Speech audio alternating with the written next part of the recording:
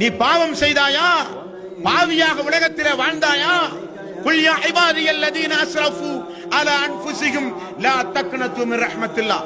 தங்களுக்கு தாங்களே அநியாயம் செய்து கொண்ட என்னுடைய அடியார்களே, என்னிடத்தில் ஓடி வாருங்கள், நான் உங்களை மன்னிக்கிறேன், நான் உங்களை மன்னிக்கிறேன். என்னுடைய மன்னிக்கும் தன்மையில் அவநம்பிக்கை கொள்ளாதீர்கள். நீங்கள் உறுதிபட இல்லுங்கள். என்னுடைய ரப் என்னை மன்னிப்பான். நான் செய்த பாவத்திற்கு என்னுடைய ரப் என்னை கைவிட மாட்டான். நான் அவனுடைய அடிமை. நான் சைத்தானுடைய தூண்டுதலினால் ஏதாவது பாவம் செய்தால் என்னுடைய ரப் என்னை மன்னிப்பான். என்னுடைய ரப் என்னை கைவிட மாட்டான். நிச்சயம் அந்த ரப்பிடத்திலே நான் பாவ மன்னிப்பு தேடுவேன் என்று உறுதிபட இருந்தால் அல்லாஹ் சொல்கிறான், குல் யா இபாதியல்லதீன அஸ்ரஃபு அலா அன்ஃபுஸிஹிம் லா தக்னது மின் ரஹ்மத்தில்லாஹ்.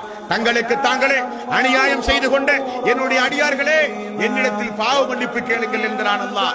அப்படி நீங்கள் அல்லாஹ்வை புரிய வேண்டும். மீண்டும் உங்களுடைய நினைவுக்கு, யார் அந்த ரப்? அவன்தான் வானங்களை படைத்தவன், பூமியை படைத்தவன், சூரியன் சந்திரனை படைத்தவன், காய்ந்து போன நிலங்களை எல்லாம் மழையை பொழிய செய்து உயிர்ப்பிக்கக்கூடிய ஆற்றல் படைத்தவன். அவன்தான் வானத்திலிருந்து பூமியிலிருந்தும் ரிஸ்கை தருகிறவன். அவன்தான் பார்வை புலனை தந்தவன். அவன்தான் செவிப்புலனை தந்தவன். அவன்தான் உங்களை மரணிக்க வைக்கக்கூடிய ஆற்றல் படைத்தவன். அவன்தான் மீண்டும் உங்களை உயிர்ப்பிக்கக்கூடிய ஆற்றல் படைத்தவன். அவனிடத்தில் தான் எல்லா அதிகாரமும் உண்டு. அவன்தான் உங்களுடைய பாவங்களை மன்னித்தாக வேண்டும். அவன் மன்னிக்காவிட்டால் நிச்சயம் மறுமை நாளில் நீங்கள் வெற்றி பெறவே முடியாது.